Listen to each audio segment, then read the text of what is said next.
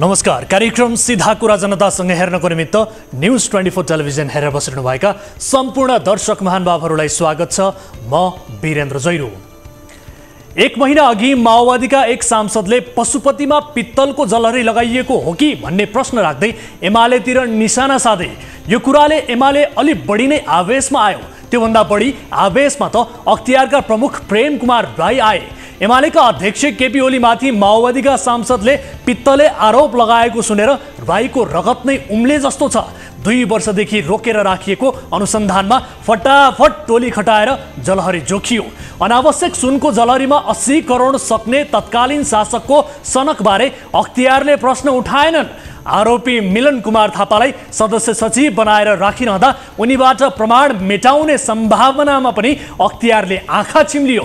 अहिले अख्तियारमा एकाएक ज्यान भरियो। एमाले अध्यक्ष ओलीमाथि आरोप लगाउनेको मुख बन्द गर्न टोली खटाएर जलहरी जोखियो। केपी ओलीकै कृपाबाट अख्तियार प्रमुख बन्ने सौभाग्य पाएका प्रेम कुमार राईले देखाएको यो स्वामी भक्ति, माफ गर्नुहोला, देशभक्तिलाई हाम्रो पनि सलाम। नेकपा यसका अध्यक्ष माधव कुमार नेपालका भाषण सङ्कलन गरेर सङ्ग्रहालयमा संरक्षित गरेर राख्नुपर्ने खालका हुन्छन्। एकपटक उनले केपी ओलीमाथि व्यङ्ग्य कस्दै भनेका थिए, जो हमसे टकराएगा चूर चूर हो जाएगा।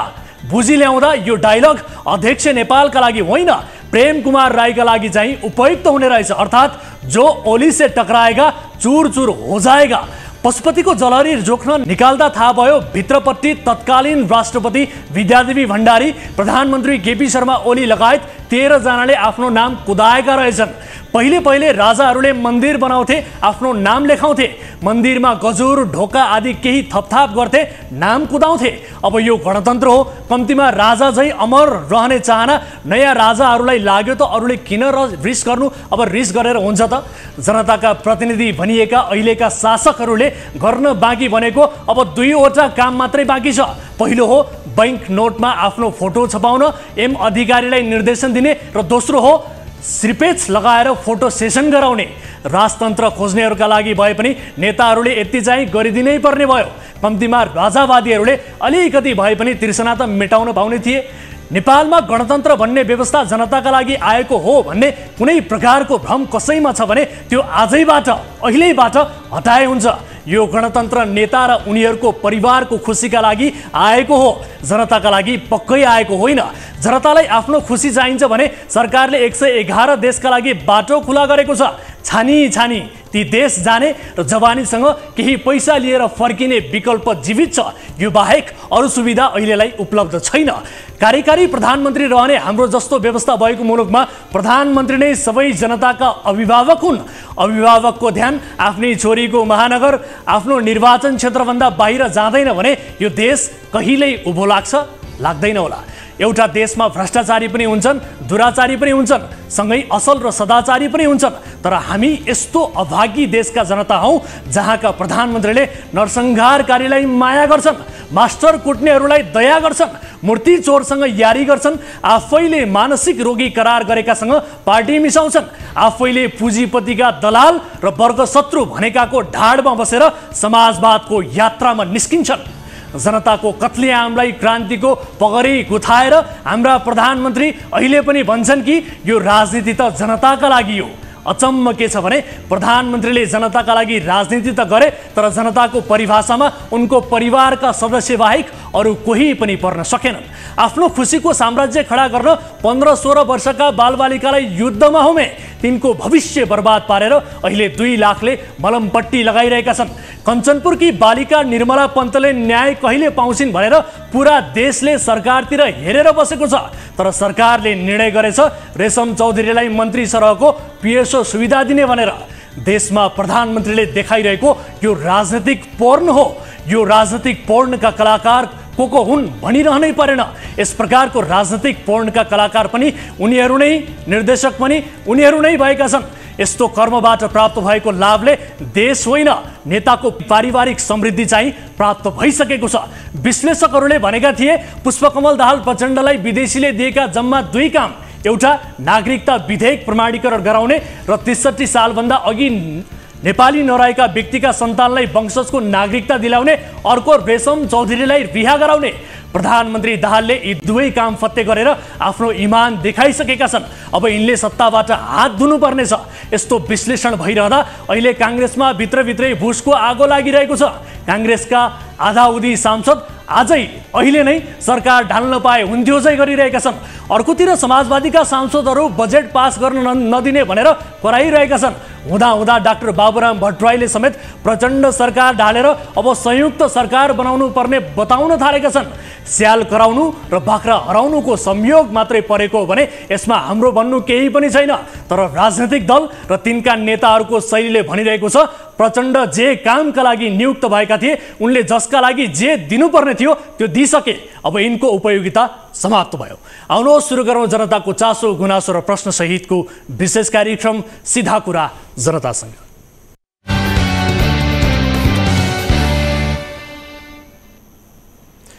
ब्रेकपछि स्वागत छ दर्शकहरू। कार्यक्रम सीधा कुरा जनतासँगको नयाँ श्रृङ्खलामा उपस्थित भइसकेका छौँ र आजको कार्यक्रममा विविध विषयमा कुराकानी गर्नेछौँ। आम नागरिकको चासो गुनासो र प्रश्नहरू समेट्दै ती विषयको जवाबदेहिता खोज्ने क्रम निरन्तर जारी छ। र आजको कार्यक्रममा 2 वर्ष अघि बन्द गरिएको ललिता निवास प्रकरणको फाइल खुलेको प्रसङ्गबारेको एक विशेष रिपोर्ट प्रस्तुत गर्दैछौँ। हालसम्म भाटबटेनीका सञ्चालक सहित 7 जना पक्राउ परिसकेका छन् यो प्रकरणमा। आज मात्रै यस्तै अनाथ तथा असहाय बालबालिकाको नाममा डरलाग्दो ठगी भएको एउटा अर्को प्रसङ्गको पर्दाफास आजको कार्यक्रममा गर्दैछौँ।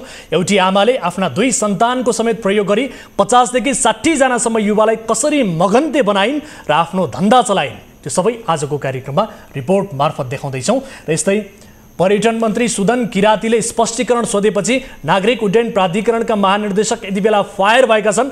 फेसबुकमा पोस्ट गरेको स्पष्टीकरणको उत्तर दिँदैन भन्ने अडान यति बेला महानिर्देशकले देखाएका छन्। यो विषय के हो यसबारेको रिपोर्ट प्रस्तुत गरेसँगै मन्त्री किरातीसँग लाइभ कुराकानी गर्दैछौँ आजको कार्यक्रममा।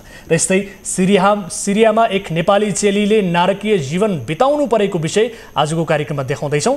र सहकारीको ठगी सम्बन्धी एउटा अर्को रिपोर्ट पनि छ। त्यो रिपोर्ट पनि आजको कार्यक्रममा समावेश गर्ने प्रयास गर्नेछौँ। तपाईँ दर्शक महानुभावहरूसँगको प्रत्यक्ष कुराकानीमा पनि जोडिनेछौँ।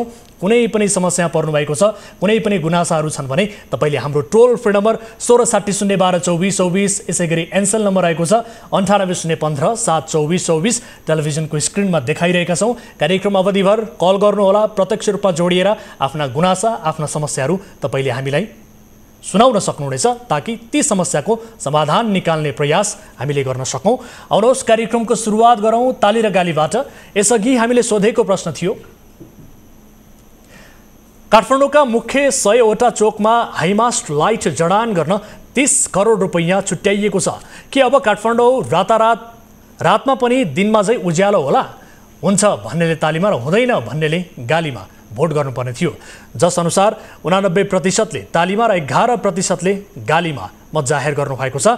अर्थात् काठमाडौँ रातमा पनि दिनमा चाहिँ उज्यालो होला हुन्छ भन्नेमा बढी मत परेको छ। तालीमा दर्शकहरूले बढी मत व्यक्त गरेर काठमाडौँ महानगरमा एउटा आशा पलाएको सङ्केत समेत गर्नुभएको छ। अब ताली र गालीका लागि आजको प्रश्न यस प्रकार छ। महिना दिनसम्म प्रस्तावित बजेटमाथि छलफल गर्ने तर कुनै संशोधन बिना नै बजेट पास गर्ने स्थिति सही हो भन्नेले तालीमा र होइन भन्नेले गालीमा भोट गर्नुहोला। हाम्रो पात्रको एप्लिकेसनमा गएर ताली र गालीका लागि भोट गर्न सक्नुहुनेछ र भोटिङ सुरु हुन्छ अब आजको पहिलो विषय 78 साल पुसमा केन्द्रीय अनुसन्धान ब्युरोले करिब 400 जनालाई प्रतिवादी बनाएर ठगी र कृत्य मुद्दा चलाउन अनुसन्धान प्रतिवेदन जिल्ला सरकारी वकिलको कार्यालय काठमाडौँमा बुझाएको थियो। सिआइबीको यो प्रयास ललिता निवासको जमिन हिनामिना गर्नेहरू विरुद्धको थियो। 76 माघ महिनामै अख्तियारले 175 जना विरुद्ध मुद्दा दायर गरिसकेको थियो। अख्तियारले आफ्नो क्षेत्रमा पर्ने सरकारी सम्पत्ति हानि नोक्सानी गरेर भ्रष्टाचार गर्ने विरुद्ध मुद्दा दायर गरेको थियो। तर यो पुरा प्रकरणमा एउटा मात्रै अपराध भएको थिएन। यहाँ त सरकारी कागज कृत्य गर्ने ठगी गर्ने काम पनि भएको थियो। भ्रष्टाचारको मुद्दा अख्तियारले दायर गरेको भए पनि कृत्य र ठगीको मामिला प्रहरीले नै अनुसन्धान गर्नुपर्थ्यो। झन्डै 2 वर्ष लगाएर प्रहरीले अनुसन्धान प्रतिवेदन सरकारी वकिल कहाँ त पुर्यायो तर सरकारी वकिलको कार्यालयले अनुसन्धान नपुगेको भन्दै दर्ता नै गरिदिएन। त्यो बेला करिब 400 जना विरुद्ध कृत्य अभियोग लगाइने चर्चा थियो। अहिले 2 वर्षपछि प्रहरीले कृत्य प्रकरणमा भाटभटेनी सुपर स्टोरका सञ्चालक मिनबहादुर गुरुङ सहित 7 जनालाई मंगलबार पक्राउ गरेको छ। यो मामिला आखिर के हो त? यो विशेष रिपोर्ट हेर्नुहोस्। काठमाडौँको बालुवाचार स्थित ललिता निवास क्याम्प र यस्तै चर्चेको सरकारी सार्वजनिक जमिन हिनामिना प्रकरणमा संलग्न भएको आरोपमा मुद्दा खेपिरहेका मिनबहादुर गुरुङ सहित 7 जनालाई नेपाल प्रहरीको केन्द्रीय अनुसन्धान ब्युरो सीआईबीले मंगलबार पक्राउ गरेको छ। ललिता निवासको जमिन हिनामिना गर्ने क्रममा कृत्य कागजात तयार पारेको अभियोगमा प्रहरीले कृत्य तथा ठगी मुद्दा चलाउन उनीहरूलाई पक्राउ गरेको हो। पक्राउ पर्नेमा भाटभटेनी सुपरमार्केटका सञ्चालक तथा व्यवसायी मिनबहादुर गुरुङ, निर्वाचन आयोगका पूर्व आयुक्त सुधीर शाह, मालपोत कार्यालय दिल्ली बजारका तत्कालीन प्रमुख कलाधर देउजा, कर्मचारी सुरेन्द्रमान कपाली, धर्मप्रसाद गौतम, भूपेन्द्र मणि केसी र गोपाल कार्की छन्। सरकारी जमिन कृत्य गरी हिनामिना गरेको सम्बन्धमा सीआईबीले 78 पुसमै 400 जना विरुद्ध मुद्दा दर्ता गर्ने तयारी गरेको थियो। तर सरकारी वकिलको कार्यालयले प्रहरीको अनुसन्धान पर्याप्त नभएको भन्दै फिर्ता पठाएको थियो। त्यो बेलाका महाधिवक्ता खमबहादुर खातीले चासो दिएर मुद्दा दर्ता गर्नुको सट्टा मिसेल सीआईबीले नै फिर्ता पठाएको भन्ने चर्चा भएको थियो। तर सरकारी वकिलको कार्यालयले कृत्य मुद्दामा प्रहरीको अनुसन्धान बलियो नदेखिएका कारण फिर्ता पठाएको दाबी गरेको थियो। मंगलबार पक्राउ परेका मध्ये मिनबहादुर गुरुङ विरुद्ध अख्तियारले 39 करोड 27 लाख 68 हजार रुपैयाँ बिगो कायम गरेको थियो। गुरुङसँग विशेष अदालतले 2 करोड रुपैयाँ धरोटी मागेर रिहा गरेको थियो। त्यसै गरी तत्कालीन दिल्ली बजार मालपोतका प्रमुख कलाधर देउजा विरुद्ध अख्तियारले 2 करोड 26 लाख बिगो कायम गरेको थियो। उनलाई विशेष अदालतले 15 लाख धरोटीमा छाडेको थियो। मन्त्री र सचिव मुछिए, तर बाबुराम भट्टराई र माधव कुमार नेपाल जोगिए। मुआवजा दिएर सरकारले लिएको ललिता निवास क्याम्पको जमिन कृत्य गरी बेची खाने यो ठूलो काण्ड मन्त्री परिषदकै निर्णयका आधारमा अघि बढेको थियो।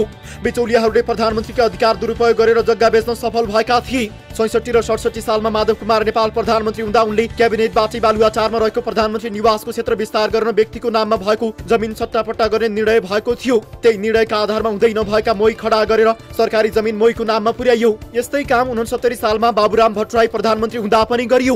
भट्टराईको क्याबिनेटमा सरकारी जमिन नक्कली मोहीलाई दिने प्रस्ताव लैजाने काम भूमि सुधार मन्त्री चन्द्रदेव जोशी र माधव नेपालको पालामा भौतिक योजना मन्त्री विजय गच्छेदार र भूमि सुधार मन्त्री डम्बर श्रेष्ठले गरे। यस्तो प्रस्ताव लैजाने मन्त्रीहरू विरुद्ध मुद्दा चलिरहेको छ। तर निर्णय गर्ने बाबुराम भट्टराई र माधव कुमार नेपाललाई मुद्दा नै चलाइएन। मन्त्री परिषदले गरेको निर्णयमा मुद्दा नचल्ने प्रावधानका कारण दुई प्रधानमन्त्रीले गरेको कैफियतपूर्ण निर्णयले छुट पाएको हो। अख्तियारले पूर्व प्रधानमन्त्री द्वयलाई मात्रै होइन, नेकपा एमालेका नेता विष्णु पौडेलका छोरा नवीन विरुद्ध पनि मुद्दा दर्ता नगरेर जोगाएको थियो। ललिता निवासको जमिन खरिद गर्ने सबै विरुद्ध मुद्दा दर्ता हुँदा नवीनले चाहिँ नेपाल सरकारलाई जमिन फिर्ता गर्न सहमत भएको कारण देखाउँदै मुद्दा चलाउन नपर्ने अख्तियारले ठहर गरेको थियो। अख्तियारले 65 जनाबाट जग्गा जफत माग गर्दा नवीनसँग त्यस्तो माग समेत गरेको थिएन। 76 मागमा अख्तियारले ललिता निवासको जमिन बेचेर खाने 150 जना विरुद्ध मुद्दा दर्ता गरेको थियो, जसमध्ये 59 जना सरकारी कर्मचारी र पदाधिकारी थिए। जग्गा धनी र मोही बनेका 32 जना, सरकारी जग्गा कमिसनका रूपमा लिनेहरू 18 सहित 175 जनालाई विपक्षी बनाएर अख्तियारले मुद्दा दर्ता गरेको थियो। ललिता निवासको जमिन मास्ने अभियोगमा मुद्दा दायर भएका सबैभन्दा हाई प्रोफाइलमा तत्कालीन उप प्रधानमन्त्री विजय कुमार गच्छेदार हुन्। उनी विरुद्ध अख्तियारले 9 करोड 65 लाख बिगो कायम गरेको थियो। यस प्रकरणमा मन्त्रीहरू डम्बर श्रेष्ठ, चन्द्रदेव जोशी, सचिवहरू दीप बस्नेत, छविराज पन्त, दिनेशरी अधिकारी लगायत विरुद्ध मुद्दा चलिरहेको छ। दर्शकहरू, ललिता निवास प्रकरणमा अदालतबाट स्टे अर्डर लिएका 3 जना कर्मचारीलाई केन्द्रीय अनुसन्धान ब्युरोले कागज गराएर छाडेको खबर प्राप्त भएको छ। आज समातिएका 7 जना मध्ये 3 जना कर्मचारीले सर्वोच्च अदालतबाट पक्राउ नगर्ने स्टे अर्डर लिएको खुलिएको थियो र स्टे अर्डर लिनेमा मालपोत कार्यालय दिल्ली बजारका तत्कालीन प्रमुख कलाधर देउजा, कर्मचारीहरू सुरेन्द्र मान कपाली र भूपेन्द्र मणि केसी रहेको प्रहरीले जनाएको छ र यी 3 जनालाई कागज गराएर सीआईबीले छाडेको छ। यो प्रकरण ढिलै भए पनि यो फाइल खुलेको छ र यो फाइल कहाँसम्म पुग्छ, को यसमा तानिन्छन्, त्यो विषयलाई निरन्तर रूपमा हामी पनि पछ्याउनेछौँ भन्दै अब अर्को विषयतर्फ यहाँको ध्यान आकर्षण गराइहाल्छु। नेपालमा विमानस्थलको सञ्चालन सरकारी निकाय अर्थात् नेपाल नागरिक उड्डयन प्राधिकरणले गर्दै आएको छ। नागरिक उड्डयन प्राधिकरणको महानिर्देशक छन् प्रदीप अधिकारी। अधिकारीले आफ्नो जिम्मेवारी र कर्तव्यभन्दा बाहिर गएर क्रियाकलापहरू गरेको भन्दै मन्त्री सुदन किरातीले स्पष्टीकरण सोधेका छन्। सँगै त्यस्तो स्पष्टीकरणको पुरै विवरण फेसबुकमा पनि राखिदिएका छन्। यो स्पष्टीकरण महानिर्देशकको टेबलमा पुग्नु अगावै मन्त्री किराती आफैले सामाजिक सञ्जालमा सार्वजनिक गरिदिए भनेर महानिर्देशक अधिकारी रिसाएका छन्। अर्कोतिर मन्त्री किराती नै निजी क्षेत्रलाई हेलिपोर्ट दिएको भनेर विवादमा मुछिएका पनि छन्। स्पष्टीकरण सम्बन्धी प्रकरणले मन्त्री महानिर्देशक बीचको टकराव सतहमै प्रकट भइरहेको छ। यो विशेष रिपोर्ट हेर्नुहोस्। नेपाल नागरिक उड्डयन प्राधिकरणका महानिर्देशक प्रदीप अधिकारीलाई सोधिएको स्पष्टीकरण महानिर्देशक कहाँ पुग्नु अघि नै पर्यटन मन्त्री सुदन किराँतीले सामाजिक सञ्जाल फेसबुकमा राखेपछि महानिर्देशक र मन्त्रीबीच तनाव बढेको छ। असार 11 को मितिमा महानिर्देशक अधिकारीलाई मन्त्री किराँतीले मन्त्री स्तरीय निर्णय गर्दै 7 दिने स्पष्टीकरण सोधेका छन्। यस्तो स्पष्टीकरणको पत्र आफू कहाँ आइपुग्नु अघि नै सामाजिक सञ्जालमा छरपष्ट पारेको भन्दै महानिर्देशक अधिकारीले असन्तुष्टि जनाएको केही सञ्चार माध्यमहरूले उल्लेख गरेका छन्। केही समयदेखि मन्त्री किराँती महानिर्देशक अधिकारीको कार्यशैलीबाट असन्तुष्ट थिए। उनी अधिकारीले हटाएर आफू अनुकूलको मान्छेलाई महानिर्देशक बनाउन प्रयासरत रहेको बुझिएको थियो। तर मन्त्री किराँतीले सामाजिक सञ्जाल मार्फत सार्वजनिक गरेको प्रष्टीकरणमा सोधिएका 9 प्रश्नहरू स्पष्टीकरणको औपचारिकता पूरा गर्ने कर्मकाण्ड जस्ता लाग्छन्। महानिर्देशकमाथि प्रश्न, किन मिडियामा बोलेको? विमान दुर्घटना किन भए? महानिर्देशक अधिकारीलाई सोधिएको पहिलो बुदाको स्पष्टीकरणमा नेपाल नागरिक उड्डयन प्राधिकरणलाई नियामक निकाय र सेवा प्रदायक निकायको रूपमा छुट्याउने सरकारको नीति रहेकोमा त्यस विरुद्ध उनले अभिव्यक्ति दिए भनिएको छ। दोस्रो बुदामा अधिकारी महानिर्देशक भए ता 2वटा यात्रु विमान र 3वटा हेलिकप्टर दुर्घटना भएकाले त्यसमा अधिकारीकी कमजोरी रहेको औल्याइएको छ। बुदा नम्बर 3 मा वायुयान दुर्घटना रोकथामका लागि निरोधात्मक उपाय भन्दा अन्तर्राष्ट्रिय नागरिक उड्डयन संगठनको सिद्धान्त विपरीत घटनापछि प्रतिक्रियामा जाने शैलीमा मन्त्री किराँतीले प्रश्न उठाएका छन्। स्पष्टीकरणको चौथो बुदा चाहिँ पहिलोसँग मिल्दोजुल्दो छ। 5औं बुदामा पोखरा विमानस्थलमा हवाई सुरक्षा प्रतिकूल हुने गरी महानिर्देशककै निर्देशनमा विभिन्न वायु सेवा कम्पनीका 5 उडान गराइएको उल्लेख छ। त्यस्तै गरी 6औं बुदामा पोखरा र भैरवा विमानस्थलमा अन्तर्राष्ट्रिय उडान हुन नसकेको र यसमा महानिर्देशककै कमजोरी रहेको दाबी गरिएको छ। पोखरामा विमानस्थल बनाउँदा रनवेको उचाइ घटाउँदा चिने डाँडाको उचाइ बढी काट्नु पर्दा आर्थिक नोक्सानी भएकाले यस्तो कार्य किन गरेको भन्ने प्रश्न मन्त्री किराँतीले अधिकारीलाई सोधेका छन्। त्यसैगरी पोखरा विमानस्थल निर्माण गर्दा छुट्टै परामर्शदाता नियुक्त गरेको र मितव्ययी नीति नलिएको पनि दाबी गरिएको छ। पोखरा विमानस्थल नजिकैको एउटा खानेपानीको ट्याङ्कीको उचाइ 20 मिटर रहेको र त्यसलाई 15 मिटरमा घटाउनु परेकाले त्यो काम गरे बापतको नोक्सानीको जिम्मेवारी तपाईले किन लिनु नपर्ने भन्ने प्रश्न पनि गरिएको छ। यता महानिर्देशक अधिकारी चाहिँ मन्त्री किराँतीसँग हेलिपोर्ट सम्बन्धमा असन्तुष्ट थिए। निजी हवाई सेवा प्रदायक कम्पनी सिमरेकीहरूलाई काभ्रेको बनेपामा हेलिपोर्ट निर्माणका लागि मन्त्री किराँतीले सैद्धान्तिक सहमति दिएका थिए। अर्थात् नागरिक उड्डयनले एयरपोर्ट सञ्चालन गरे जस्तै हेलिकप्टरको हेलिपोर्ट सञ्चालन गर्न दिने सहमति मन्त्री किराँतीले व्यापारीको हातमा सुम्पेको चर्चा भइरहेको छ। यस सम्बन्धमा मन्त्री किराँतीसँग सांसदहरूले समेत जवाफ मागेका छन्।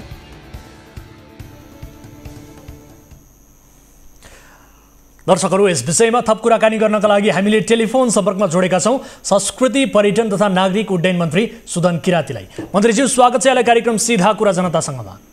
हजुर, धन्यवाद। हजुर, अब मन्त्रीज्यू, नेपाल नागरिक उड्डयन प्राधिकरणका महानिर्देशकलाई तपाईले 9 बुँदे स्पष्टीकरण सोध्नुभयो। त्यो स्पष्टीकरण महानिर्देशकको टेबलमा पुग्नु अघि नै तपाईले सामाजिक सञ्जालमा राखेर छरपष्ट पारिदिनु भयो भनेर महानिर्देशक रिसाउनु भएको छ। उहाँको रिस वा यो असन्तुष्टि जायज हो? होइन, उहाँको टेबलमा पुगेको आधी घण्टा पछाडि मात्रै मैले यो सामाजिक सञ्जालमा लगाएको हो। अनि मिडियाहरूमा आए अनुसार फेसबुकमा राखेको स्पष्टीकरणको जवाफ म दिँदैन भनेर उहाँले भन्नुभएको छ। यो सबै कुराहरू कोट गरेर मिडियामा समाचारहरू आइरहेको छ। उहाँले त फेसबुकमा आएको स्पष्टीकरणको म जवाफ दिँदिनँ भनेर भन्नुभएको छ, डाइरेक्ट भन्नुभएको छ। हुन्छ, फेसबुकको जवाफ दिनु पर्दैन, हाम्रो पत्रको जवाफ दिँदा भइहाल्छ। भनेको फेसबुकमा राख्नु अघि तपाईँले उहाँलाई उहाँको टेबलमा त्यो दिइसक्नु भएको थियो, होइन? हो हो हो। त्यसो भए यो जवाफ किन आयो? हाम्रो मन्त्रालयले निर्णय गरेर पठाएको शोधनी पत्र चाहिँ हामीले खामबन्दी गरेर सम्बन्धित निकायसम्म पुर्याएको हो। हजुर। र आम सरकारको विषय यो भएको हुनाले, चौतर्फी चासो भएको हुनाले त्यो जनतालाई सूचनाको निम्ति चाहिँ त्यो फेसबुक वाइमा लगाएको हो। अब तपाईले फेसबुकमा यो राखिसके पछाडि खास गरी महानिर्देशक प्रदीप अधिकारीमा व्यावसायिकता भएन, कार्य सम्पादन सही ढङ्गले भएन भनेर प्रष्टीकरण त सोध्नुभयो। तर महानिर्देशकलाई सोधिएको यो प्रश्न सामाजिक सञ्जालमा राख्नु पनि अलिकति व्यावसायिक भएन कि भनेर कतिपयले भनेका छन्। नराख्दा पनि हुन्थ्यो कि भन्ने खालको कोणबाट पनि प्रश्न उठिरहेको छ। के अहिले त अब लाइभ बैठक बसाउने जमाना पनि त आयो नि। जनतालाई गुमारामा राख्नु किन राख्ने? हजुर, लाइभ बैठक बसेर निर्णयहरू गर्ने आयो जनता राखेको समय अनि निर्णय भएको लेटर प्याड प्रयोग गरिएको छैन। बरु हामीले त त्यो त्यसको तपाईँको चाहिँ विषयहरू कुराहरू मात्रै राखिएको छ नि। हजुर, ठिक छ। अब यो स्पष्टीकरणमा खास गरी किन बोलेको, जहाज किन दुर्घटना भए, डाँडा काट्नु पर्दा बढी खर्च भयो भन्ने जस्ता विषयहरू पनि परेका छन्। यस्ता विषयमा असन्तुष्टि थियो भने यी विषय प्रकट हुने बित्तिकै सोध्नु पर्थ्यो नि, होइन मन्त्रीज्यू? होइन, पटक पटक अब मौखिक र लिखित निर्देशन पनि भएको हो। हजुर। यो कुरा चाहिँ उहाँले नै कतिपय मिडियामा सार्वजनिक रूपले नै व्यक्त गरेपछि महालेखाको प्रतिवेदनमै आएर बाहिर प्रकाशित भइसकेपछि भगुन हो आम जनताले थाहा पाएको कुरा हो कि यो मन्त्रालयले सोद्धाखेरि चाहिँ आज ठुलो जस्तो भयो। आम जनतालाई यो कुरा चाहिँ जानकारी थियो, सार्वजनिक थियो नि त। हजुर हजुर। अब मन्त्रीज्यू जति गर्दा पनि अटेर गर्ने खालको प्रकृतिको हुनुहुन्छ कि महानिर्देशक, उहाँको यो नेचर बुझेरै तपाईँले अहिले स्पष्टीकरण सोध्नु भएको हो कि अथवा अरू कारण पनि छन्, के हो? नेचर होइन, नियम अनुसार, कानुन अनुसार नेचरसँगको सम्बन्ध रहेन। हजुर। अनि तपाईँले पटक पटक सम्झाउँदा पनि उहाँले मान्नु भएन भनेर भन्नुभएको छ नि त, त्यही भएर सोधेको।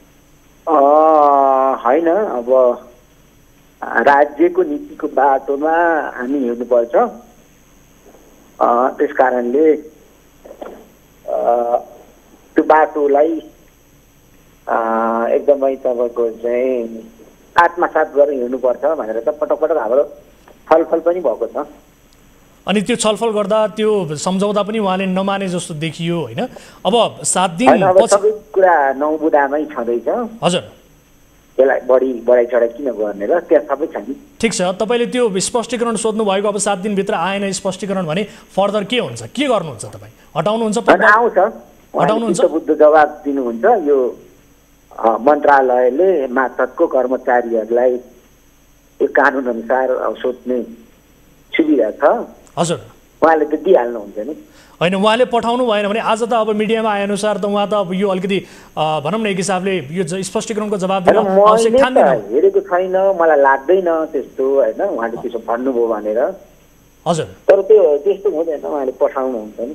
होइन, पठाउनु भएन भने के गर्नुहुन्छ, तपाईँको एक्सन के हुन्छ? पठाउनुहुन्छ भन्ने आशा बस्नु पर्यो नि, पठाउनु भएन भने त त्यसपछि सोच्नुला नि, अहिले किन भन्ने होइन। तपाईँले जेठ महिनामै लुम्बिनी विकास कोषका कानुनको बाटोमा हिँड्छ।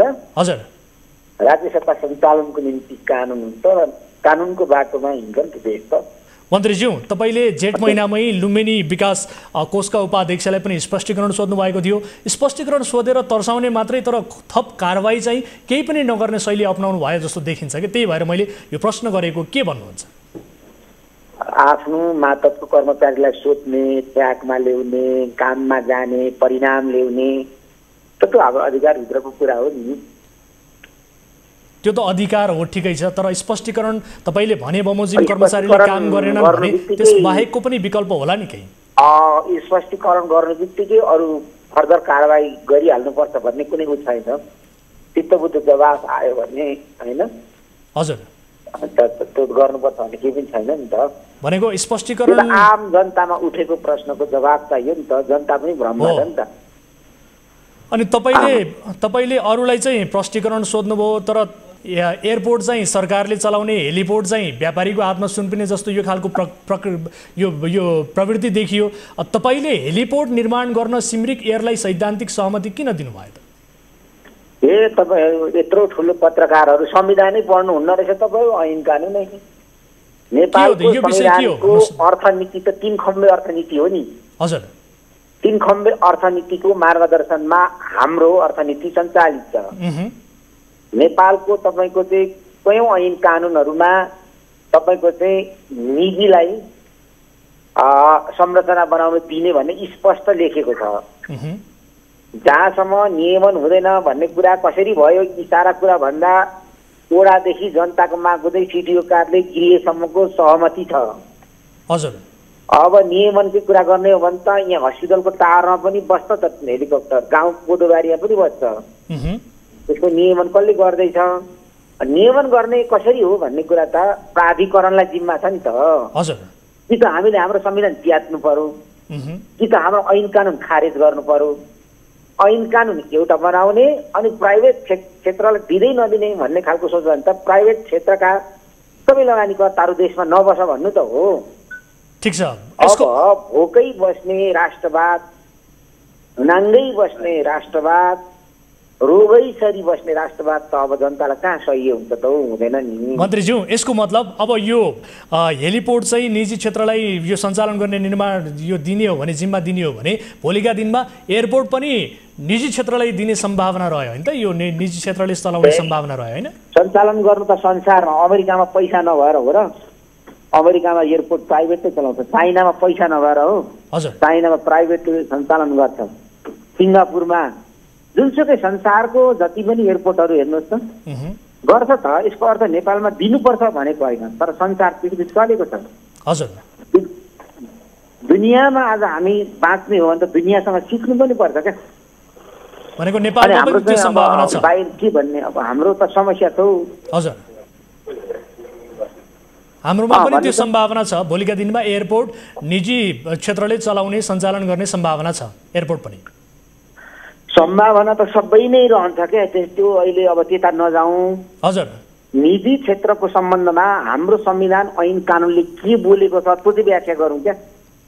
ठिक छ मन्त्रीज्यू, मेरो संविधान भन्दा बाहिर ऐन कानुन भन्दा बाहिर बोलेर हिँड्नु हुँदैन।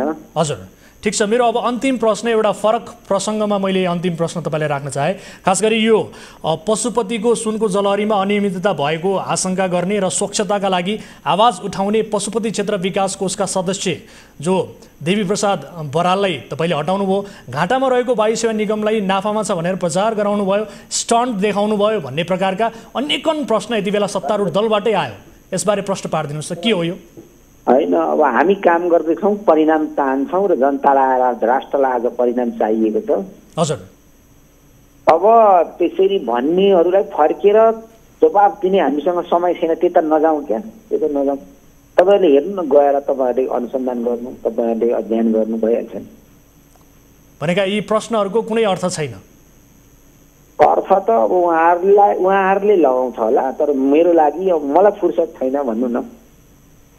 हस्, समय र संवादका लागि धन्यवाद मन्त्रीज्यू। दर्शक महानुभावहरू, यस विषयमा हामीले मन्त्री सुदन किरातीसँग कुराकानी गऱ्यौँ। कार्यक्रममा अन्य विषयहरू पनि बाँकी छन्। अहिलेलाई पालो भएको छ ब्रेकको, कतै नजानुहोला, यहाँहरू हेरिरहनु भएको छ कार्यक्रम सिधा कुरा जनतासँग। अहिलेलाई छोटो ब्रेक।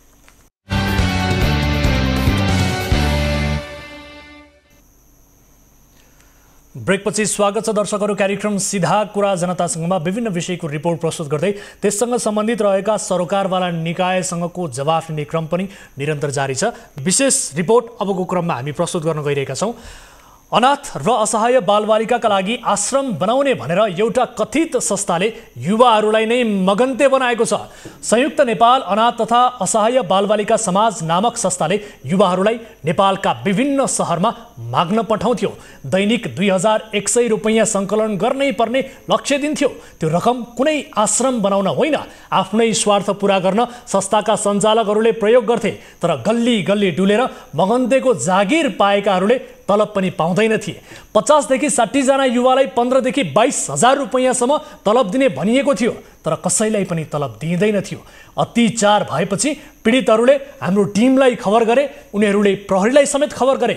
भवानी सुवेदी नाम गरेकी महिलाले आफ्नो 2 छोराहरू समेत प्रयोग गरी युवालाई मगन्ते बनाएर चलाएको यो धन्दाको अन्तर्वस्तु के हो त? यो विशेष रिपोर्ट हेर्नुहोस्।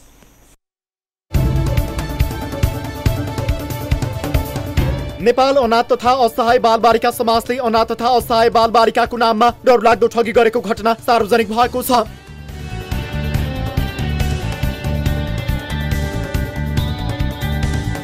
काठमाडौँको सुकेधारामा कार्यालय रहेको समाजले रोजगारी दिने भन्दै युवाहरूलाई प्रयोग गरेर नेपालका विभिन्न सहर बजारमा माग्न पठाउने गरेको पीडितहरूले बताएका छन्।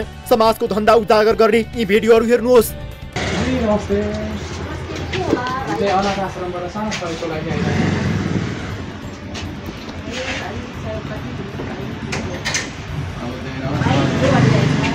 हामी डकुमेन्ट्री पनि बनाउँदैछौँ के यसकै लागि। कर्मचारीको रूपमा भर्ना गरिएका युवाहरूलाई विभिन्न जिल्लामा पठाएर संस्थाका सञ्चालकहरूले अनाथ बालबालिकाको सहयोगको लागि भन्दै रकम सङ्कलन गर्न लगाउने र सो संस्थाका सञ्चालकहरूले अपचलन गर्ने गरेको पीडित कर्मचारीहरू बताउँछन्। हाम्रो यो बाहिर बाहिर प्रोग्राम हुन्छ, स्कुल कलेजतिर प्रोग्राम गर्छौँ भनेर राख्नु भएको, नियुक्ति पत्र पनि दिनुभयो तर स्यालेरी पाइएन टाइममा। 1.5 महिना भइसक्यो। अब त्यो हामी के डोनेसन बक्स बोकेर डोनेसन उठाउन गयो, 21 आएन भने तपाईँको स्यालेरी आउँदैन भन्नुहुन्थ्यो। हामीले अलिअलि उठायौँ, त्यो घर घरमा गएर मागेको पैसा त्यो रहेछ। जब हामीलाई कार्टुन बोकेर जानु भनिन्छ, घरमा पनि माग्नुहुन्थ्यो? घर घरमै हो माग्न गएको हामी, सडकमा पनि उभिने, घरमा पनि। अनि त्यसपछि गाउँमा त अब त्यता गएपछि घर घरमै त हो नि त मागे, रौतहटमा लगेको थियो। जब सेन्टरको नामबाट फेसबुक मार्फत यस संस्थामा कर्मचारी आवश्यकता रहेको जानकारी पाएपछि 50 जना भन्दा बढी युवाहरू 15,000 देखि 22,000 सम्म तलब दिने शर्तमा संस्थामा आबद्ध भएका थिए। अनि हामी नि गयौँ, डोनेसन माग्यौँ, पैसा नदिने। अनि अहिले महिना मरेपछि चाहिँ पैसा दिनलाई 1.5 महिनादेखि भोलि आउनु यो दिन आउनु भन्ने झुलाउनु। मलाई के भने आएको स्टाफलाई खाना के अरे चियापान गर्नुहोस् तपाईँलाई राम्रो हुन्छ, हाम्रो स्वास्थ्य राम्रो हो। तपाईँहरूले गर्नुभयो भने 3 महिनापछि तपाईँहरूको बढेर आउँछ तलब पनि, तपाईँहरू डबल हुन्छ। तपाईँहरूको गर्नुहोस्, तपाईँहरूले के गर्नु भने तपाईँहरूको सधैँको लागि थाहै जागिर हुन्छ भनेको सर। हामीलाई 12 गते भने 13 गते भने 14 गते भन्दा नि 2 महिनाको स्यालेरी हामीलाई दिएनन्। संस्थाले कर्मचारीहरूलाई दैनिक 2100 रुपियाँ सङ्कलन गर्न लक्ष्य दिएको थियो। मागेर सङ्कलन भएको रकमले अनाथ तथा असहाय बालबालिकालाई पठाउने, अनाथलाई बनाएर राख्ने भन्दै रकम सङ्कलन गर्न लगाउँदै आएको थियो। तर युवाहरूलाई प्रयोग गरेर अनाथ तथा असहाय बालबालिकाको नाममा सङ्कलन भएको रकमको दुरुपयोग भएको कर्मचारीहरूले बल्ल चाल पाए। अस्ति भर्खरै आइतबार बच्चा हेर्न लगेको रे, टोटल बच्चा तिनीहरूले के भने 75 जनादेखि 70 देखि 75 जना भन्थ्यो, लास्टमा 15 जना रहेछ। 15 जना पनि बाहिरको बच्चाहरू रहेछ, बाहिरको बच्चा लिएर आयो। यो संस्थाको बच्चा होइन। कर्मचारीहरूलाई संस्थाको नाम र लोगो अङ्कित पोसाक र परिचय पत्र समेत प्रदान गरिएको छ। संस्थाको सञ्चालक भवानी सुवेदी हुन्। उनकै छोरा रोजित कुमार श्रेष्ठ संस्थाका निर्देशक र अर्को छोरा कुमार श्रेष्ठ पनि संस्थामा आबद्ध थिए। यता संस्थामा 1 लाख रुपियाँ शेयर हालेर राजकुमार श्रेष्ठ नाम गरेका व्यक्ति भने कोअर्डिनेटर बनेका थिए। यस्तै अनाथ तथा असहाय बालबालिकाको नाममा ठगी गर्ने यो संस्थाले केही युवाहरूलाई विदेश पठाउने भन्दै उनीहरूबाट लाखौं असुलेको पनि पाइएको छ। संस्थाको गतिविधिबारे शंका लागेपछि मंगलबार प्रहरीले संस्थाको सुकेदारा स्थित कार्यालयमा छापा मारेर कागजातसहित सञ्चालक भवानी सुवेदी सहित उनका छोराहरूलाई समेत नियन्त्रणमा लिएको छ। दर्शकहरू, यो देशमा जसले जसरी ठगी खाए पनि हुने भएको छ। यो अचम्मको ठगी यति बेला हामीले यहाँहरू समक्ष प्रस्तुत गरेका छौँ र यस विषयमा थप जानकारी लिन्छौँ। यति बेला हामीसँग जोडिनु भएको छ काठमाडौँ प्रहरी परिसरका प्रवक्ता तथा एसपी सीताराम रिजाल हाम्रो सम्पर्कमा हुनुहुन्छ। एसपी साहब, स्वागत छ यहाँलाई कार्यक्रम सीधा कुरा जनतासँगमा। धन्यवाद। हजुर, अब यो संयुक्त नेपाल अनाथ तथा असहाय बालबालिका समाज यो संस्थाले विभिन्न कर्मचारीहरू प्रयोग गरेर 50 देखि 60 जना युवाहरूलाई जागिरको प्रलोभन दिएर कर्मचारी बनाएर विभिन्न ठाउँमा विभिन्न सहरमा माग्न पठाउने र त्यस पछाडि त्यो मागेको पैसा कुनै आश्रम बनाउने होइन अथवा कुनै अनाथ बालबालिकाहरूलाई सहयोग गराउने होइन, आफैले चाहिँ अपचलन गर्ने यो खालको तथ्य भेटिएको छ। यसको थप विवरण के हात लागेको छ प्रहरीलाई बताइदिनुहोस् न यसबारे। पक्कै पनि यो भर्खरै त्यो सुकेदाराबाट चाहिँ प्रहरी वृत्त महाराजगञ्जले 3 जना व्यक्तिहरू यो केससँग सम्बन्धित नियन्त्रणमा लिएको छ। हजुर, उहाँले चाहिँ यो संयुक्त नेपाल अनाथ तथा असहाय बालबालिका समाज भनेर एउटा संस्था दर्ता गरेर हजुर विभिन्न व्यक्तिहरूलाई चाहिँ विभिन्न प्रलोभन देखाएर जागिर दिने, नियुक्ति पत्र, आइडी कार्ड समेत बनाइदिने र संस्था अनाथ।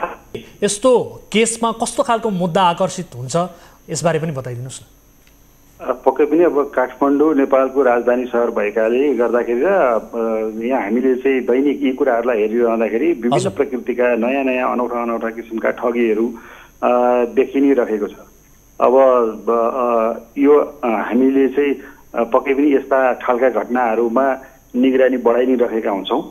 अब यो चाहिँ नितान्त अब भोलि पीडितहरूको उजुरी प्राप्त हामीले गरिसकेपछि के रहेछ त यसको चाहिँ ट्रेन, त्यसमा नियुक्ति भएका कर्मचारीहरूको ब्याकग्राउन्ड कस्तोलाई टार्गेट गरिएको रहेछ र के उद्देश्यले चाहिँ यो ठगी गरिएको रहेछ आदि इत्यादि कुराहरू त हामीले खुलाउने नै छौँ।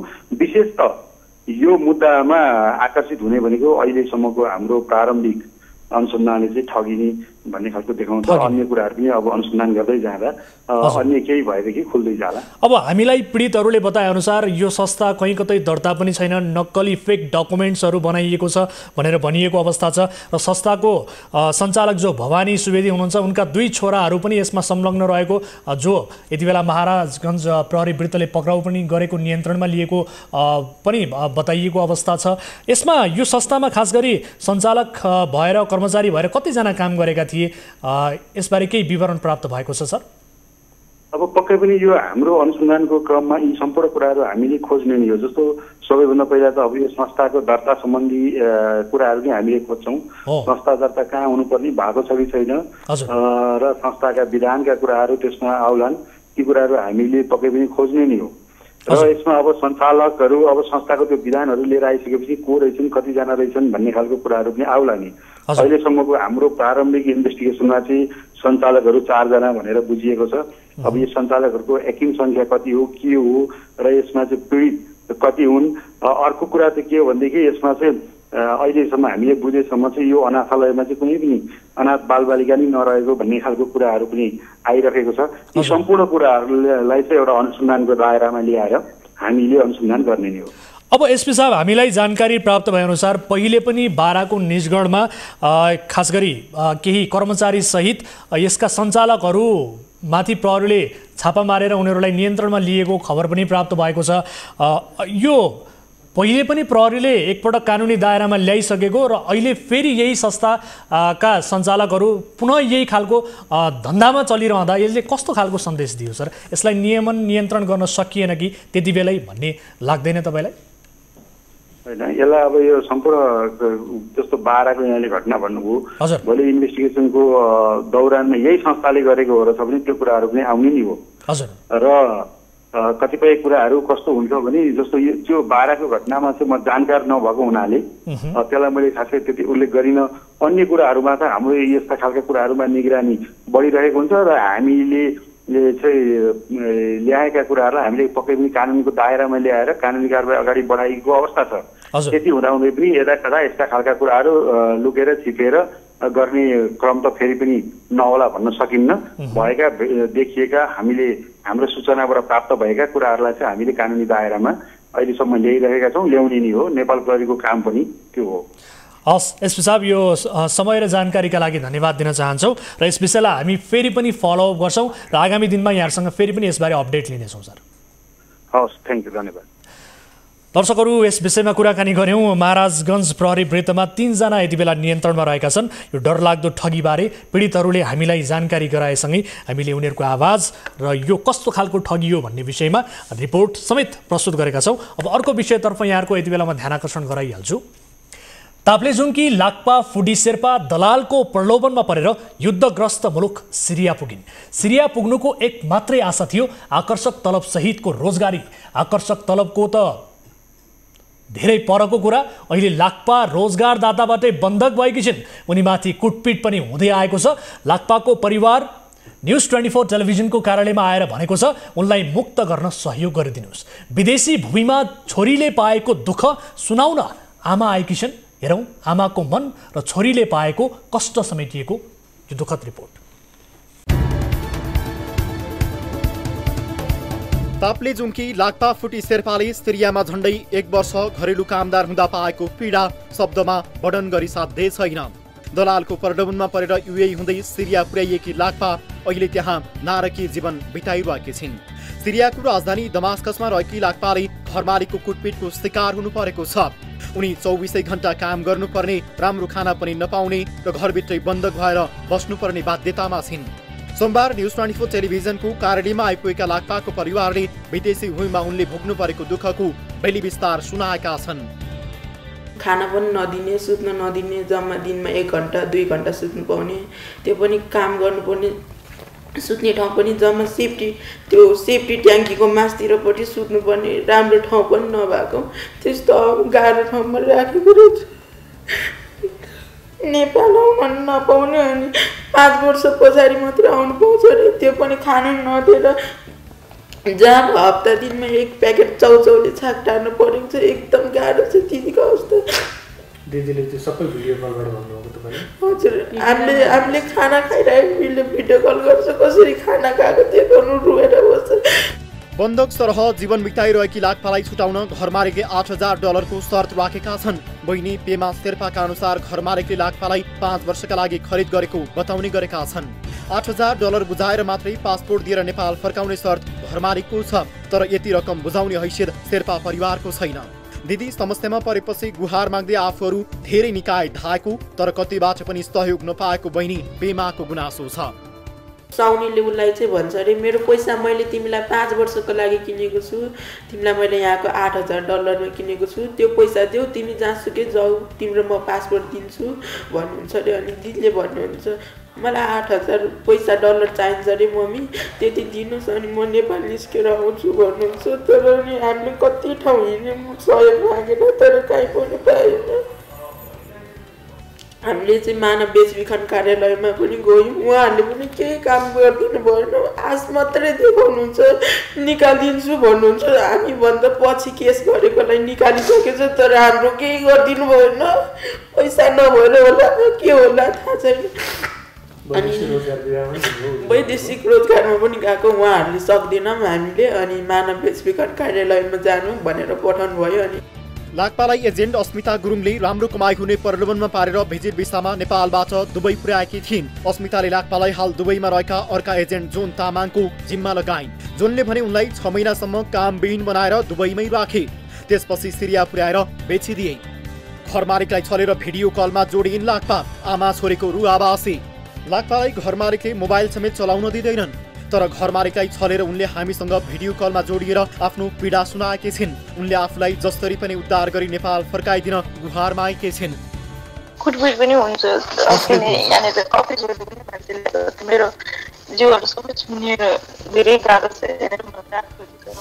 सुत्नलाई नि टाइम छैन, सुत्नलाई नि टाइम छैन, खानालाई नि टाइम हुँदैन। अहिले म धेरै बोलेको सुन्यो भने मलाई कराउँछ हुन्छ। अहिले तपाईँलाई कतिमा बेचेको? $8,000। $8,000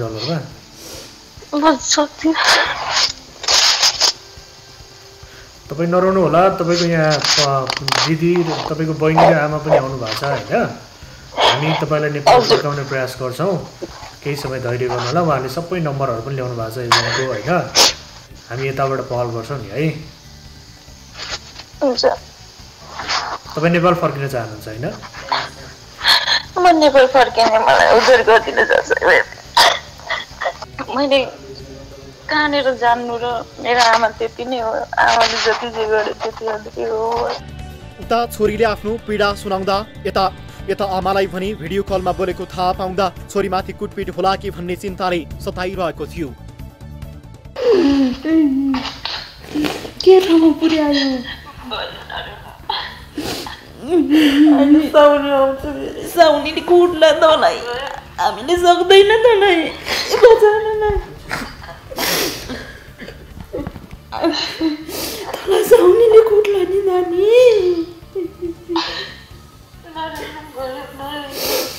सकेसम्म कहाँ गएँ, तर तँलाई अहिलेसम्म उद्धार गर्नु सकेको थिएन नानी।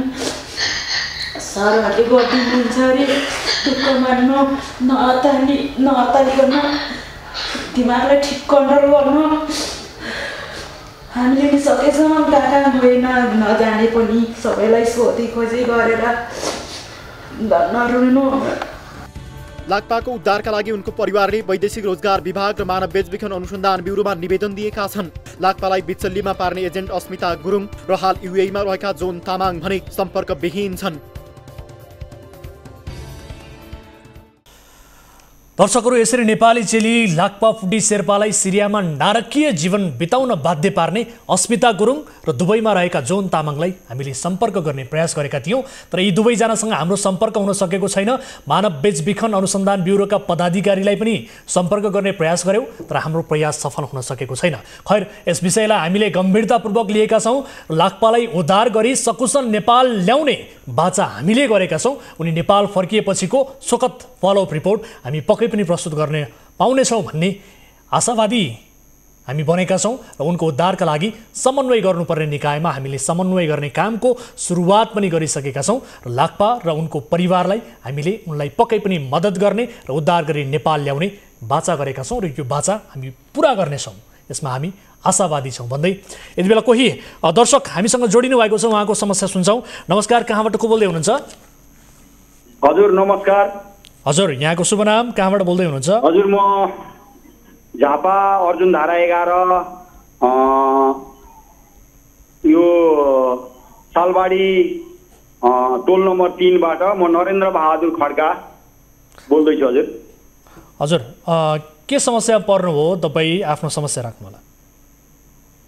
यो हाम्रो चाहिँ समसामयिक विषयमा नै हो। मेन विशेष गरेर चाहिँ हामीहरूको क्षेत्र चाहिँ यो बिर्तामोडसँग नजिकै जोडिएको यो अर्जुन धारा 11 चाहिँ एकदम बिर्तामोडको नजिकमा रहेर पनि यो बत्ती मुनिको अँध्यारो जस्तै भएको छ यो एरिया चाहिँ। त्यही विषयमा चाहिँ एकचोटि मलाई यो बोल्ने मौका दिनुभएको थियो। भनेको ठ्याक्कै भन्नुहोस् न, ठ्याक्कै समस्या के हो भन्नुहोस् त? बत्ती मुनिको अँध्यारो भने के त्यहाँ लोड सेडिङ हुन्छ हो तपाईँहरूको यो चाहिँ हाम्रो चाहिँ एउटा यो यहाँ यो अर्जुनधारा 11 को यो टोल नम्बर 3 मा पर्ने एउटा मेन रोड छ जुन बुटाबारी सालबाडी चिसापानी कालीस्थान हुँदै बुधबारे हुँदै इलामसम्म जोड्ने एउटा रोड छ हजुर। यो चाहिँ हजुरको विगत 2073 सालदेखि नै बजेट परेर योजना परेर काम सुरु गरिएको थियो, तर अहिलेसम्म पनि सम्पन्न हुन सकेको छैन। अहिलेसम्म पनि त्यो जस्ताको तस्तै छ। अहिलेसम्म पनि त्यो पिच हुने आशा चाहिँ झिनो रहेको छ। ठिक छ, अब यो सडक नबनेको बारे तपाईँले गुनासो गर्नुभयो, यो कसले जिम्मेवारी लिएको हो, बजेट कति हो, ठेकेदार कम्पनीको हो, यसबारेमा भन्नुहोस् त अलिकति, तपाईँलाई थाहा छ?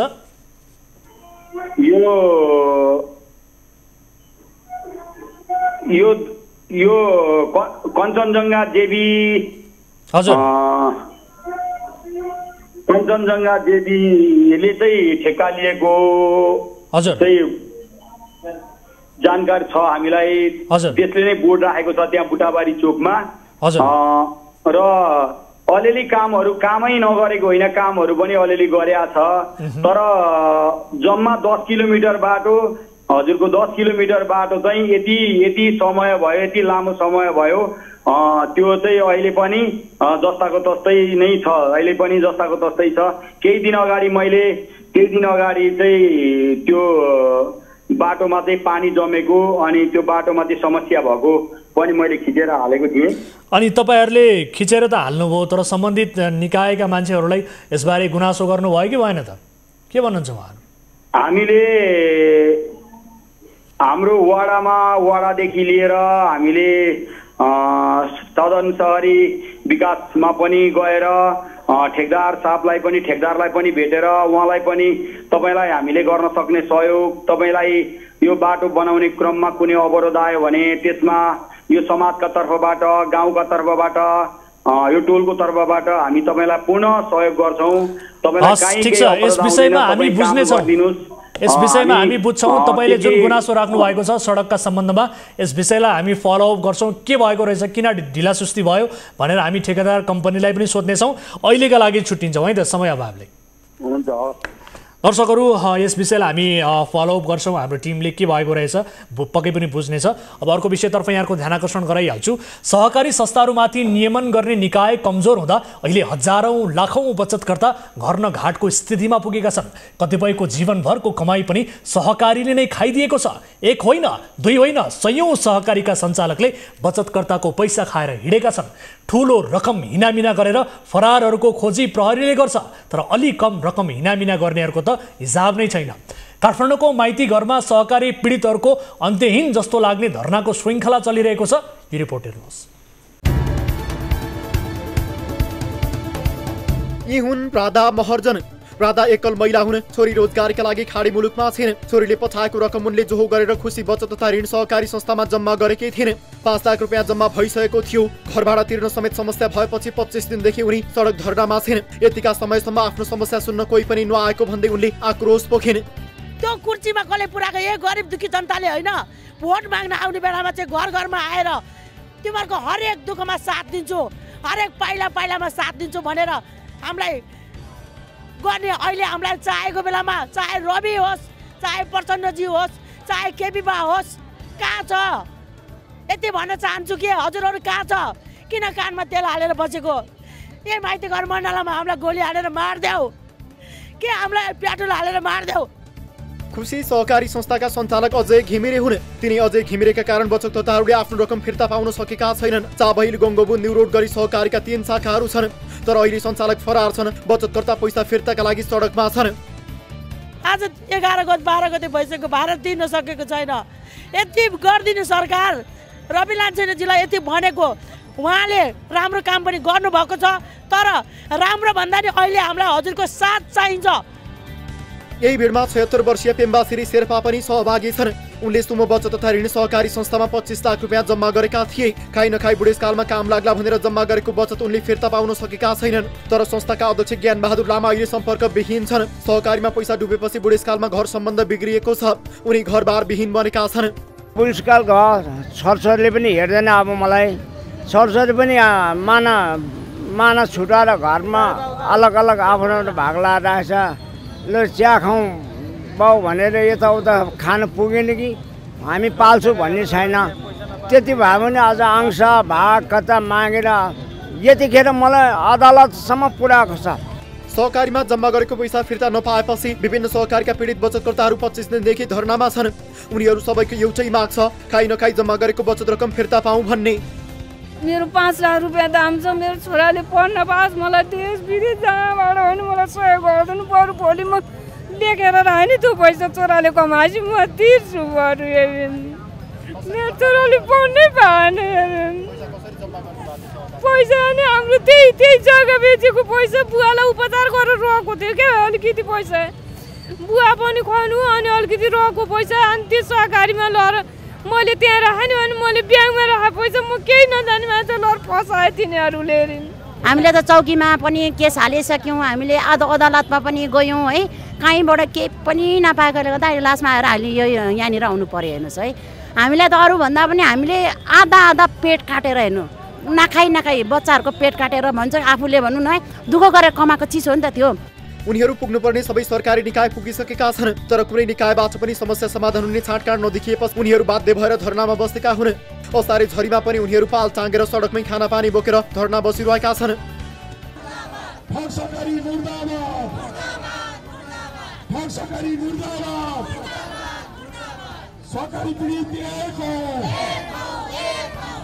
काठमाडौँ महानगरपालिकाभित्र मात्रै 1945 सहकारी संस्था छन्। तीमध्ये 80% सहकारीमा समस्या रहेको महानगरले जनाएको छ। कारबाही गर्ने संवैधानिक अधिकार नहुँदा कारबाही गर्न नसकिएको महानगरको जवाब छ। सञ्चालनलाई कारबाही त अब हामीले डाइरेक्ट हामीले डाइरेक्ट चाहिँ कारबाही गर्न सक्ने त्यस्तो अधिकार छैन हामीलाई। हामीले चाहिँ अब के भने त्यो ठगीको मुद्दा चलाउनु पर्ने हुन्छ त्यस्तोमा होइन। उसले चाहिँ पैसा नदिए, अब पैसा लिएर नदिए भने त ठगी गरे भने त हुन्छ नि। अनि त्यस्तो मुद्दा चलाउने अधिकार चाहिँ अब नेपाल प्रहरी। साई सहकारीमा भाँड भैरौ निकिता पौडेलको नाम जोडिएपछि तरङ्ग। बबरमहलमा कार्यालय रहेको साई स्वागत बचत तथा ऋण सहकारी संस्थाको विवाद पनि सतहमा आएको छ। राष्ट्रिय स्वतन्त्र पार्टीका सभापति रवि लामिछाने पत्नी निकिता पौडेलको नाम सहकारीमा जोडिएपछि तरङ्ग पैदा भएको छ। भ्रष्टाचार विरोधी अभियन्ताका रूपमा चिनिँदै आएका भरत जङ्गम साई सहकारीका अध्यक्ष छन्। उपाध्यक्षमा निकिता पौडेल छन्। यद्यपि यो सहकारीका बचतकर्ताहरू हालसम्म आन्दोलनमा उत्रिएका छैनन्। तर सञ्चालक समितिको विवादका कारण लगानीको विषयलाई लिएर काठमाडौँ महानगरपालिकामा सञ्चालकहरूले एकअर्का विरुद्ध निवेदन दिएका छन्। महानगरपालिकाले दुवै पक्षलाई बोलाएर छलफल गराउने जनाएको छ। यद्यपि यो सहकारीको उपाध्यक्षबाट निकिता पौडेलले 2075 सालमै पदबाट राजीनामा दिएको अन्य सञ्चालक समितिका सदस्यहरूले बताएका छन्। तर राजीनामा स्वीकृत चाहिँ भएको छैन। दर्शकहरू, माइती घरमा रहेका सहकारी पीडितहरूको आवाज हामीले जस्ताको त्यस्तै यहाँहरू समक्ष प्रस्तुत गर्यौँ। सहकारी पीडितहरूको समस्या यति धेरै छ कि हामीले निरन्तर रूपमा त्यो यहाँहरू समक्ष प्रस्तुत पनि गरिरहेका छौँ। तर सहकारीको ठगी नियमन गर्ने, नियन्त्रण गर्ने कुनै पनि निकायले चासो दिएको अवस्था छैन। यति बेला कोही दर्शक हामीसँग आफ्नो गुनासोसहित जोडिनु भएको छ, भाइबरमा हुनुहुन्छ। उहाँसँग कुराकानी गरौँ, त्यस पछाडि हामी रिपोर्ट प्रस्तुत गर्नेछौँ। नमस्कार, कहाँबाट को जोडिनु भयो? यहाँको शुभ नाम? हजुर, म मलेसियादेखि। हजुर सर, म मलेसियादेखि। मलेसियाबाट तपाईँको शुभ नाम? मेरो शुभ नाम खेमबहादुर खत्री। घर मेरो नेपाल, गुल्मी जिल्ला, ढुर्कोट गाउँपालिका 1। खेमबहादुरजी, मलेसियाको कुन ठाउँमा हुनुहुन्छ तपाईँ? के समस्यामा पर्नुभयो त्यहाँ? म सर मलेसिया जोरबारुदेखि हो। हजुर। म तपाईँको हाल 2014देखि मलेसियामा बसिरहेको। अनि तपाईँको कम्पनीले यो कोभिडको बेलामा 2 वर्षदेखि भिजा लगाइदिएको छैन होइन। हजुर। अनि त्यसपछि कम्पनीले घर पठाउँछु भन्छ, मात्रै पठाउन मान्दैन। धेरै भयो, मैले एमबिसीमा नेपालमा श्रम रोजगारदातामा पनि सम्पर्क गऱ्यो, उहाँहरूले हेर्दै हेर्नु भएन। अहिले भन्न लगाएको एमबिसीमा पनि 10 महिना भयो सर। भनेको अहिले तपाईँ कामविहीन हुनुहुन्छ? म काम दिन छैन सर। म जुन कम्पनीमा आएको त्यही कम्पनीमै छु। मलाई घर आउन आवश्यक पर्यो सर। मेरो घरमा बुवा खस्नु भएको, दाजु आएर चिप्ले बस्नु भएको, अनि कम्पनीले मलाई आएको छैन। एमबिसीमा पनि गुनासो गरेको अहिलेबाट होइन सर, 10 महिना भइसक्यो। एमबिसीले पनि पहल गर्नु भएन। भनेको तपाईँको सम्झौता अनुसारको समय सकियो होइन, त्यति गर्दा पनि तपाईँलाई आउन दिइएको छैन हो? हजुर, आउन दिएको छैन। अहिले म तपाईँको 10 वर्ष मेरो पासपोर्ट पनि सिद्धि गयो, अनि मैले फेरि 2 महिना ट्राभल डकुमेन्ट बनाएर आएको छ। यसको डेट भनेको तपाईँको महिना 8 13 तारिकसम्म ट्राभल डकुमेन्ट बनाएर आएको। त्यसमा पनि कम्पनीले अब तिम्रो इमिग्रेसनमा प्रोसेस हुँदैछ, त्यसपछि तिमी जाउला भन्छ मात्रै, खालि यत्तिकै झुट बोलिराखेको छ सर। यो मेरो ट्राभल डकुमेन्ट। तपाईँले के देखाउँदै हुनुहुन्छ त्यो? यो मेरो ट्राभल डकुमेन्ट अस्ति मैले एमबिसीबाट बनाएर आएको। मेरो पासपोर्ट 10 वर्षको सिद्धिएर 2 महिनाको डकुमेन्ट बनाएर ल्याएको सर। यो मात्रै बनाएर हुँदैन सर। इमिग्रेसनमा त कम्पनीले सबै फाइन तिरेर मलाई घर पठाउनु पर्यो नि। यही कम्पनीले यो काम गरिदिएको छैन। किन चाहिँ गरेन? कारण के हो भन्नुहोस् त? के भन्छ कम्पनी? कारण सर मैले भन्दा भन्दै अहिले 6 महिना भइसक्यो। कम्पनीले तपाईँको म पठाउँछु भन्छ, खालि एक हप्ता भन्दा पनि अहिले 10 महिना भयो। यही कुरा मैले नेपाल एमबिसीमा पनि धेरै पटक भने, उहाँहरूले पनि त्यति पहल गर्नु भएन। हस्, तपाईँले त्यो देखाउनु भएको डकुमेन्ट पनि हामीलाई भाइबरमा पठाइदिनु होला, अनि थप डिटेल्स हामीलाई पठाइदिनुहोस्। के भएको रहेछ हामी पक्कै पनि बुझ्ने प्रयास गर्नेछौँ। अहिलेका लागि छुट्टिन्छौँ है। तपाईँलाई मद्दत गर्ने कोसिस हाम्रो टिमले गर्नेछ है। हजुर, धन्यवाद।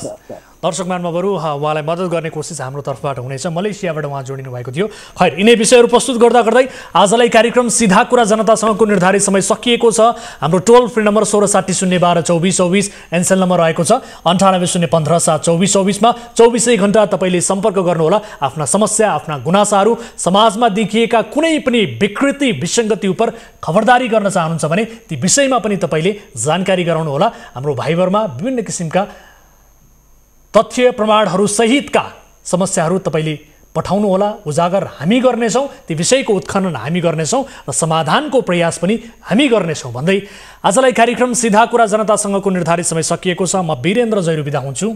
नमस्कार।